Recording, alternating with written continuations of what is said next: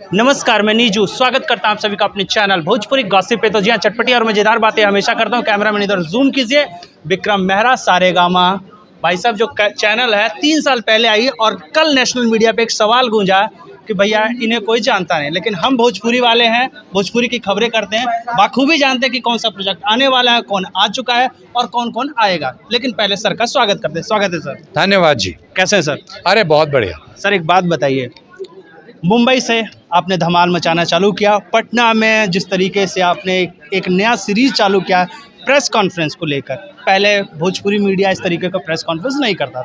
आपने को पहले ये आइडिया कैसे आया कि इस तरीके का पीसी भी अरेंजमेंट किया जाए? कई सालों से चल रहा है आपका। देखिए, हमारा ही मान के चलना है, हमारी कोशिश ये है कि भोजपुरी का म्यूजिक सिर्फ भोजपुर में ही ना रहे, इसके बाहर हर हिस्से में फैलना शुरू करे। और अगर चीज़ों को फैलाना है उसमें प्रेस की मदद बहुत चाहिए होती है, क्योंकि कहानियों को सब पढ़ते हैं, आपकी स्टोरीज को सब सुनने की कोशिश करते हैं। तो इसीलिए हमने कहा भाई हम यहीं पे एडवर्टाइजिंग करके नहीं लिमिट करते हैं, हम प्रेस से भी हेल्प लेते हैं कि आइए हमारी मदद कीजिए जिससे म्यूजिक को हम ज़्यादा लोगों तक फैला सकें। सर, एक बात बताइए, आज जो Kallu music world distribution line में कूद चुका है, फिल्म इंडस्ट्री में तो आपने धमाल मचाया, डिस्ट्रीब्यूशन में कूदने, सीएमएस में कूदने का क्या लॉजिक है? देखिए, अगर मुझे भोजपुरी म्यूजिक को बाहर लेकर जाना है तो मैं अपने चैनल पे तो बहुत कुछ करूंगा ही, और मैं कर ही रहा हूँ। सारेगामा का हम भोजपुरी चैनल से मैं नंबर 1 चैनल बन के बैठा हुआ है। पर अगर मुझे और बड़ा बनाना है भोजपुरी को, तो जो मेरे आर्टिस्ट लोग हैं उनके साथ भी पार्टनरशिप कर रहे हैं हम। पहली पार्टनरशिप कल्लू जी के साथ है। ऐसी पार्टनरशिप से भोजपुरी में नहीं होने वाली है, हर लैंग्वेज में करने वाले हैं हम लोग, जहाँ पे हम लोगों से बोल रहे हैं कि आपका चैनल है, आप रखिए, उसको बड़ा बनाने में हम आपकी मदद करेंगे, डिस्ट्रीब्यूशन आपका हम करवाएंगे।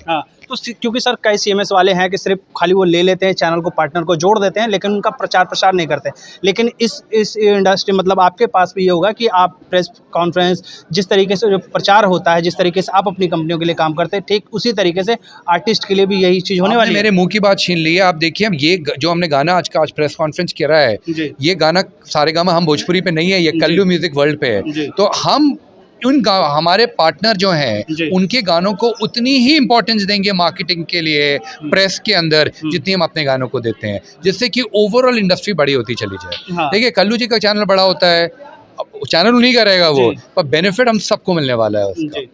सर, एक बात बताइए, एक आरोप पे आप पे लग जाता है, मतलब सारेगामा पे आरोप लगता है कि आप ट्रेंडिंग सेक्शन को खरीद के रखे हैं। कई सारे जो भी गाने, पवन सिंह के गाने हो या जिनके भी गाने आते हैं, खेसारी भैया के गाने आते हैं, सबके ट्रेंडिंग लिस्ट में आ जाता है और मात्र 3 से 4 घंटे में आ जाते हैं। ऐसा आपने कोई सेटिंग की है गूगल वालों से या यूट्यूब वालों से? देखिए, अगर इतना आसान होता सेटिंग करना, पैसे से अगर क्रिएटिविटी खरीदी जा सकती, तो कोई भी बड़े स्टार की पिक्चर कभी फ्लॉप नहीं होती है, कोई बड़ा गाना कभी फ्लॉप नहीं होता।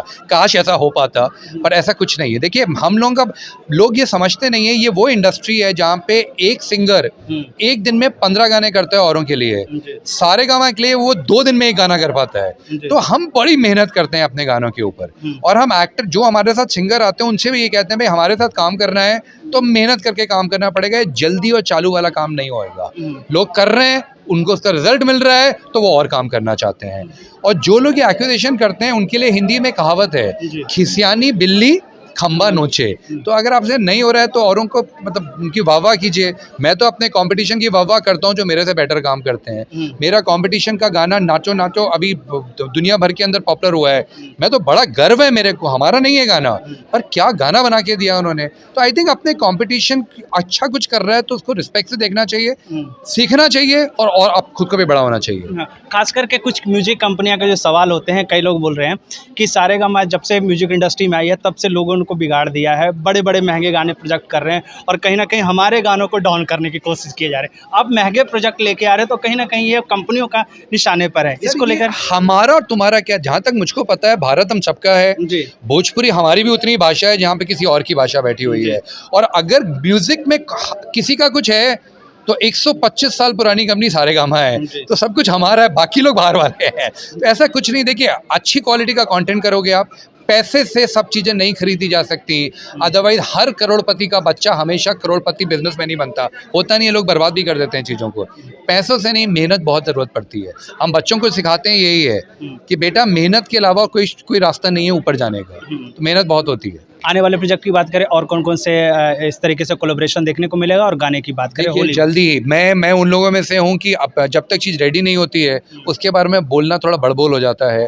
जैसे जैसे चीज़ें आती जाएंगी हम लेके आएंगे।